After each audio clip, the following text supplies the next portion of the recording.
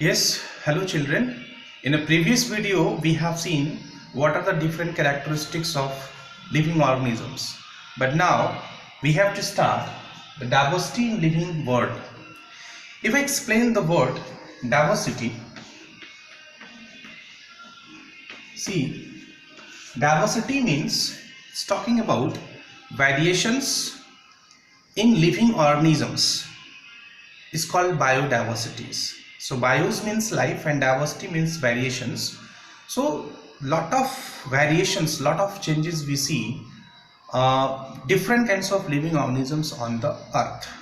You may know so many animals, so many birds, so many microorganisms that we cannot see through our naked eyes, and every microorganisms are present in our surroundings, in outside air, inside body, inside soil, everywhere they are present. So lot of species are present on the earth, and we find a lot of variations, lot of diversities. So here we'll try to find out. Now as per the NCERT data, if I say 1.1 and 2, 1.7, these millions species are present on the earth, but nowadays the data has been increased. So what happens if we try to study these all kinds of living organisms? It's quite difficult. It's very difficult to study these organisms. So here there is a need of taxonomy. There is need of taxonomy for their further classification. So in taxonomy we need to study about identification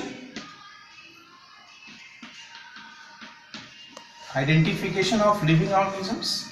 In taxonomy we need to, after the identify the living organisms, naming is required. What is called the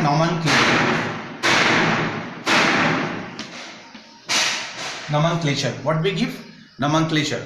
And after the nomenclature we give what? Next is classification. What is classification? So if we move as per the stepwise, after the identification needs to give nomenclature. So if I talk about the nomenclature, what? Simple, giving the scientific name to the living organisms is called nomenclature. So if I start this word nomenclature, so see children, in nomenclature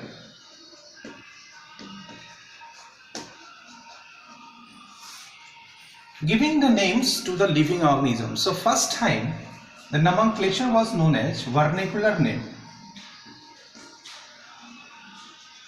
Vernacular name. See, actually what is vernacular name? The name of the substances, the name of the object, name of the living organisms are given by the local people. Why? For easy conversation and easy understand. But this vernacular name is not universally accepted. These names are only known by that specific region, that specific area, by the local people. For example, if I tell you, for example, if I say pyaj, onion. So this pyaj is a vernacular name. It's given by the people of Uttar Pradesh, Bihar and nearby other states. But the same pyaj, onion, is known as kanda in Maharashtra and Gujarat. So what? The same object is known by the two or other different names at the different places, and these names were defined by the local people for easy conversation and understanding. So such names are called vernacular name, but this vernacular name not universally accepted. It's not applicable. So there was need to give the universally accepted name. What is scientific name? So in concern with the scientific name, if we move to the another concept we got about binomial nomenclature. Binomial nomenclature. See, binomial nomenclature was given by Carolus Linnaeus. Carolus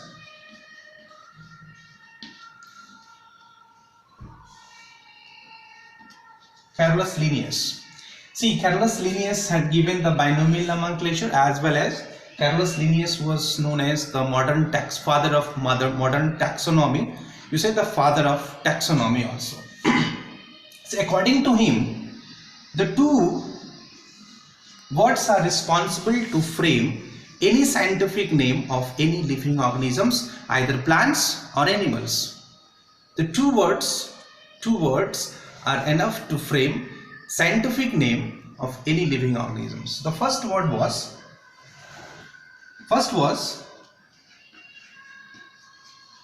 genus. If I start with genus, this word genus was introduced from Latin word genera. This is very important. The genus word introduced from genera. Then the second was species. What is species? This species was derived from specific epithet, was taken by specific epithet. So I wanted to emphasize the two words genus and species was taken from genera and specific epithet, and these two words are enough to frame any scientific name of any living organisms. Clear? So there are some rules and regulations to give the scientific name. So I am giving the rules and regulations. So that is, I am rubbing it. See, if I frame, so giving the names, there is a body ICBM. You must know, International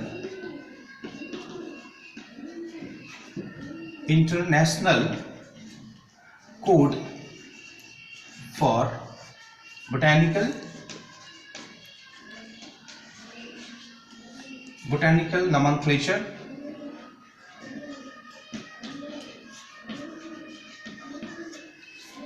ICBN, International Code for Botanical Nomenclature, this is responsible to give the scientific name of the plants. Scientific name of plants called botanical name. Another was ICZN. So ICZN indicates International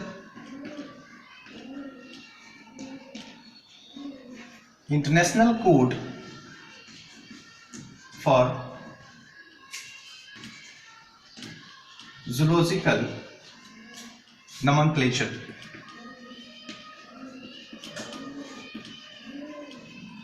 Getting? This body is responsible to give the scientific name of the animals. So you must know the full form ICBN and ICZN. Clear? Now, as per these organizations, so many rules are made for making the binomial nomenclature or scientific name of. So what was? Let me explain with an example. Right? So you just note down it. And now after, if I see with example, for example, if I say Mangifera indica. So this Mangifera indica is the scientific name of mango, or we say that this is the botanical name of mango. If I say another example, Pisum sativum.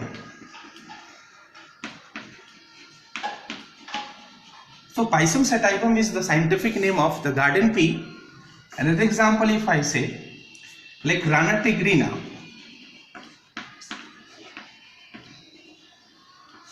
Rana tigrina is the scientific name of frog.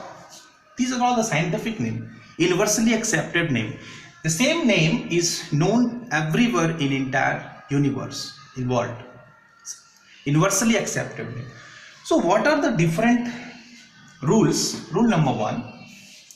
Any scientific name is made up of two words, genera and specific epithet or genus or species. Second, The scientific name was derived from the Latin language. Where? From the Latin. It is written in Latin words. Third,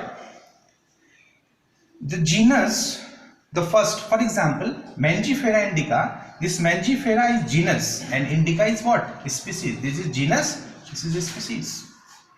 So genus is always made up of the single word, but species may be made up of single word or two words. Clear? Like Homo sapiens sapiens. The species made up of two words, sapiens sapiens. Hibiscus roja sinensis. Hibiscus is one, roja sinensis two. So Mangifera, the genus would be made up of one word, species may be made up of one or two words. Second, the first letter of genus should be capital.